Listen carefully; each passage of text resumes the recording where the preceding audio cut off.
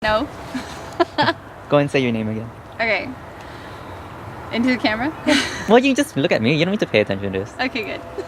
Yeah, don't pay attention to this. Don't pay attention. Cameras make Don't pay, me yeah, nervous. just don't. It's not Okay. here. It's not here. Okay. I'm Tammy Bonnell. I am a new Christian as of May 18th, 2012. Yeah, this year. 2012. I guess it's 2013 now. So my year is coming up. Okay. What did you used to believe? Or what religion did you used to? Well, I grew up in the church. I grew up in the Methodist church. My mom made me go to church. She really made me go to church. I didn't go to church to learn. I mean, you know, for me, church was boring. And all the stories of Jesus sounded like Santa Claus. You know, it's too good to be true. So I went. It was what good people do. So I went. But I didn't really believe. I guess as I got older, I mean, maybe I believed when I was a kid. I don't remember. But as I got older, like my teen years, I had several friends with different religions and beliefs, and yeah, it opened up my world. And so I started questioning what I actually believed, and I stopped going to church. My grandfather 10 years earlier had passed from lung cancer and bone cancer, and he never smoked. Believe that? But he died of lung cancer and bone cancer, and he was a believer. And when he died, it didn't seem to bother me. I was okay. I mean, I was sad, but I was okay. And then my fiance's stepdad, 10 years later, died of lung cancer. And I watched him suffocate to death, and he was not a believer. And for some reason, watching him die not only brought back the pain of my grandfather, but for some reason I could not get over his death. And I don't know if it's because he wasn't a believer or what. I don't know why, but or because I wasn't a believer, who knows? But that bothered me. It really messed me up. And I became extremely depressed. And so I had several friends try to help me. And they had, one of my friends at work gave me a number to her therapist. So I went to her therapist.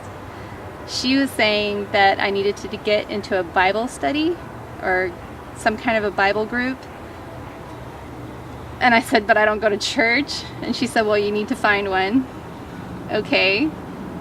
So I was trying to research and find a Bible study. I was like, okay, whatever will get me out of this depression, I'll try it. Because I was crying so much I couldn't function at work. Another friend said to go to a seminar, so I started going to that. Little did I know it was Christian based. So secretly they were working on me. And then that same friend said, well, why don't we do a Bible study together? And that's when I chose Case for Christ. And so we did that study because I wanted them to prove to me that Jesus was real. Then what finally made you accept Jesus and Christianity? Going through Case for Christ, and I guess really I think he had his eye on me. I think he was using every means possible, because it's no matter where I turned, it was something. But I felt like I was so close. You know, it's like I feel like I almost know the truth, but I'm not quite there yet. it's like I was underwater, and I needed to get above to breathe. And I remember May 18th, I was at that seminar, and one of the girls pulled me aside, and she was like, well, why don't you believe? You know, why can't you just say that you believe? Why can't you just come out and admit it? And she kept pushing and pushing, you know, and I didn't want to. I was almost mad. A part of me wanted to let go and say, okay, fine. And a part of me was like, no, I don't want to do it here. I don't want to do it now. And I don't know why, but I finally crossed the line. And I said, yeah. And I was like, fine. It's like, fine, I believe in Jesus Christ. I believe in the Gospels. I believe all the stories that are written.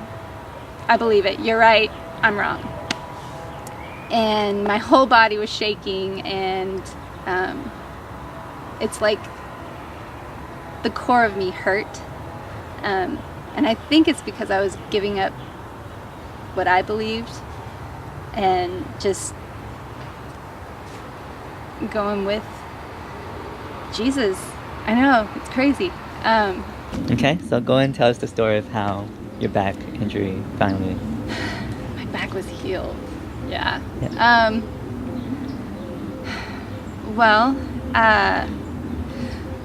Okay, I injured my back in my early 20s. Doing flips in a bouncy castle. I landed on my chest, and my feet came up behind me, and I bent myself in half. So my T11, T12, I screwed myself up pretty bad. It hurt when I did it, and I went to a chiropractor, and it got better. And about 10 years later, it came back with a vengeance. And every time the weather would change, or I would lift something, anything, my back would hurt. This past October,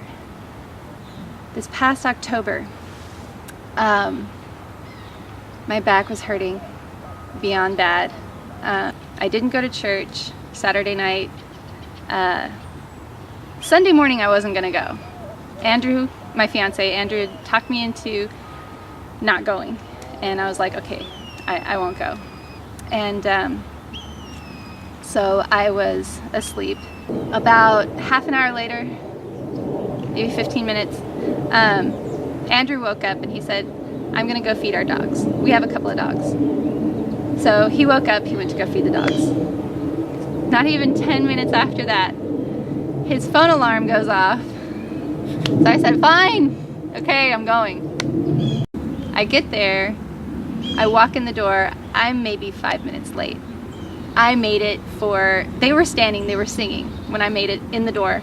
Anyway, so I walked in, and my friend said, are you okay? And I said, no, my back hurts so bad.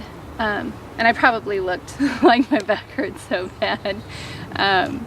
And she said, well, why don't you sit in the back?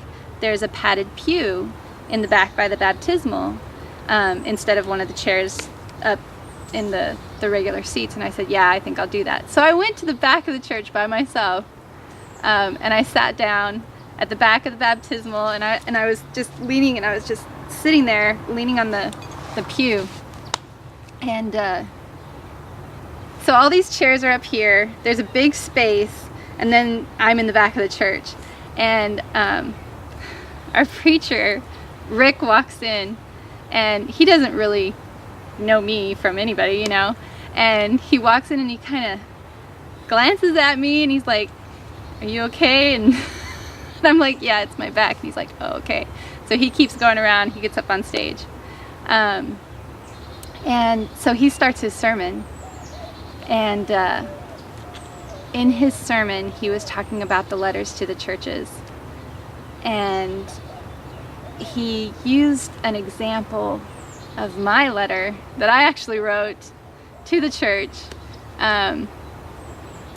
to Charlie, another man that works in the church. I actually wrote it to Charlie, never intending for Rick to see it, but Who's Charlie? so he's another man in the church. He's like a minister. He's the guy you go to when you want to join the church. So join the journey. So Rick didn't say my name, but he read my letter, and I'm sitting in the back of the church thinking, this is why I had to be here. So, he was talking about not losing your love for Jesus and for the church. Your first love. Your first love is Jesus. Come back to that. And so, he was talking about how in love I was. And I really, I jumped in full force. Well, I have a couple of classes that I was in, so I went to the couple of classes, and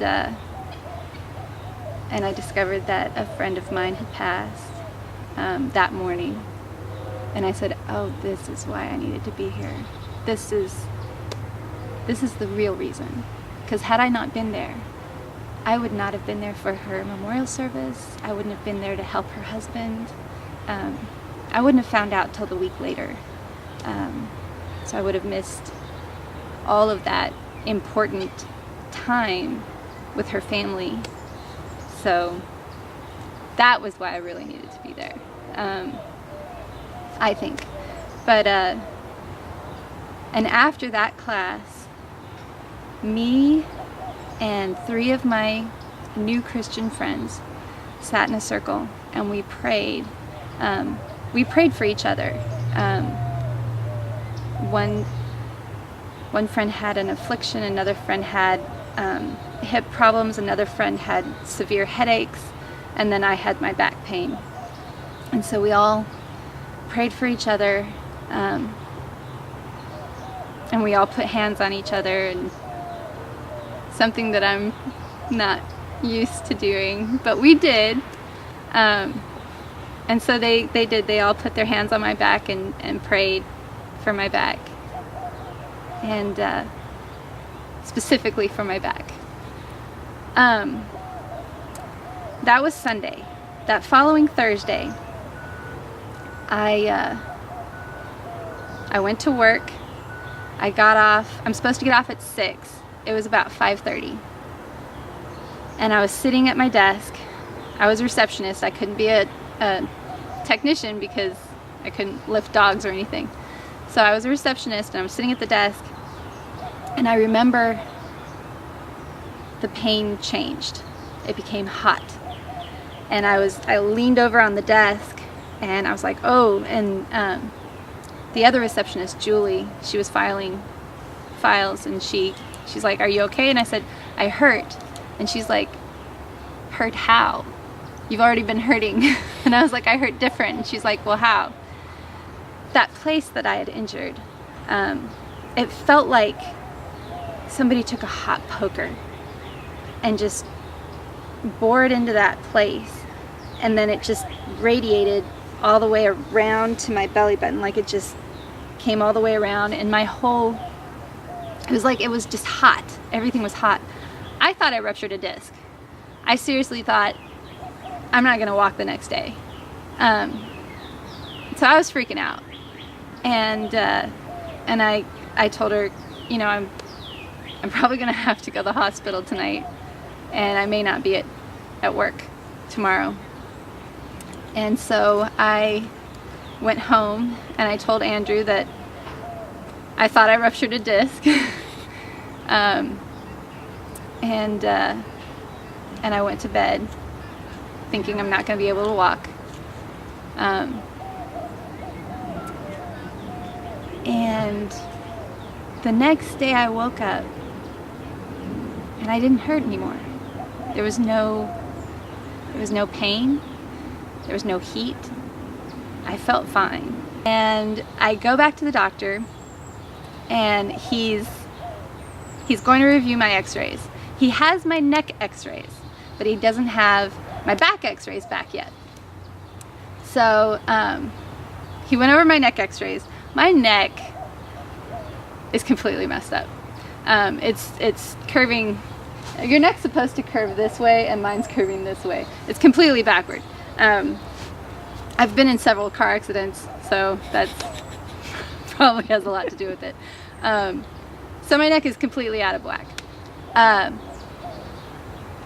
As we're talking, he's telling me how at my age and, you know, all that I've been through and all these car accidents and all this stuff, that my back's gonna have little things wrong with it, but it's a derivative of normal because of my age. Basically, he said, I'm old and your back's gonna be messed up, just that's normal, it's not a problem. So when we get your x-ray, it's not gonna be negative. So he's like preparing me for this not negative x-ray. So as we're talking, the nurse walks in with my results, and he gets them and he looks at him, he's like, huh. And I'm like, what? And he's all, they're negative. So I was like, okay, wow. My neck is screwed up, my back is completely negative. We prayed for my back, we did not pray for my spine. So if you pray in specifics, because it will get answered. And that made you finally say, I'm a Christian. I know that I was healed, divinely healed. I know that without a doubt. But that, surprisingly enough, that was not what convinced me. I had already crossed the line. I had already gone in and said, I am wholeheartedly Christian. I believe in Jesus and I'll follow you. A month later, June 17th, Father's Day, I was baptized. And I mean, not just sprinkle on the head baptism, I mean like full immersion baptism. And it's something that I have never wanted to do ever in my whole life, because I have seen people baptized. I think I was a young teenager, early teens, maybe 13, maybe 12. I think I was 13. I went with my friend to a Baptist church, and this really old lady came out. She was maybe 4 foot tall, and she came down. The baptismal was up high, and she walked down the steps, and this man, she was in it almost looked like a hospital gown, and he dunked her and brought her back up, and she looked like a drowned rat. And I was just like, I never want to do that. And so that freaked me out. I never wanted to be baptized. And I had been baptized as a baby, you know, the little sprinkle of water on the head, not a big deal. And so, I mean, I had been baptized, but it wasn't of my own decision. It wasn't, to me, it was like, I wasn't really baptized. But I was. I mean, I really was, twice. So when I had become a Christian, I had finally said, I believe, in May, I had joined the church. I had found Eric Robinson and asked him to baptize me. He was the first person that the first minister I thought that I had met, and I confided everything in, and I asked him. I said it would be very important if you baptize me. So it just worked out that it was Father's Day. That was when I could get all of my friends and family together. It was a very special day for me, because I remember going to church, and every time at the end of the service they ask, you know, if you need someone to pray for you, or if you want to be baptized, or, you know, whatever, because they say that at the end of every service, you know, come up to the front. And I kept feeling this, like, it was in my stomach. I kept feeling this pull, like a invisible umbilical cord, like kind of pulling me to the front, because I really wanted to be baptized. And I was like, no, not right now. And I kept just sinking back, like I didn't want to do it. And so I talked to Eric and I said, I really want to be baptized, but I want my friends, my family, I want people there. And we kept emailing back and forth, and it worked out that Father's Day was when everybody could get together. So Father's Day morning, me and my friends went to Dunkin' Donuts and then we went to church and I got dunked. And that was it was such an exciting day for me. I was baptized in a hot tub. The water was warm. It was very cool. And Eric had told my story, and baptized me in front of my friends and family. So that was very cool. So yeah, I was only a Christian for a whole month before I was baptized. A friend of mine, the friend that I had done Case for Christ with, Gina Pena, she prayed with me.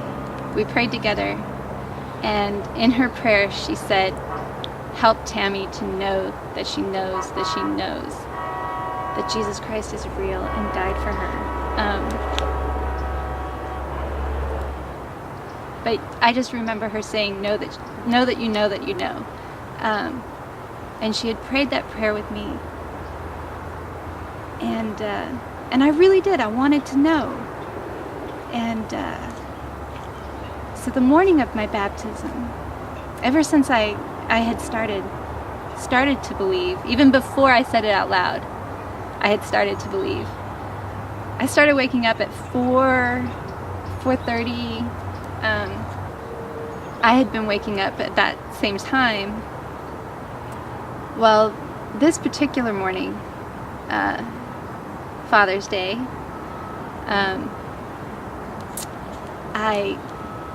I was asleep and I heard a voice in my room. It wasn't in my head. This was a voice like someone standing by my bed, looking down at me, maybe 6 feet tall, but looking down at me. And it was a male voice. He wasn't happy, he wasn't sad, there was no emotion whatsoever. And it wasn't like a male-female voice, it was a male voice. Definitely male, definitely like 20s, 30s-ish young male voice. And he said, and I'm asleep, and I hear him say, you are cleansed of your, and I cringed.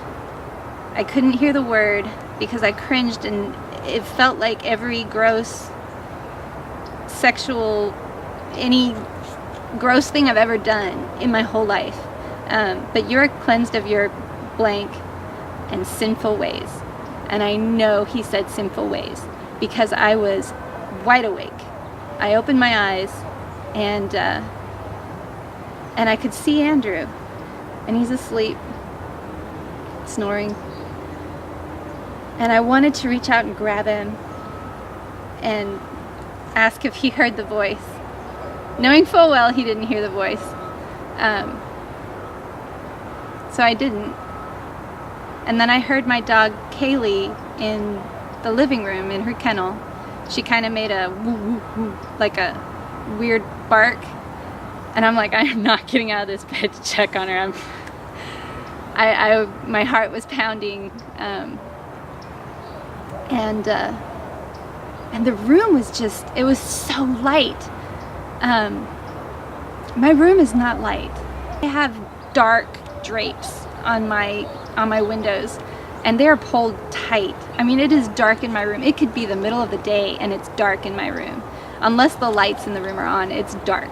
And for some reason that didn't register. I didn't even think about it. So to this day I regret not reaching over and waking him up. Because I think if I did, he would have seen that light.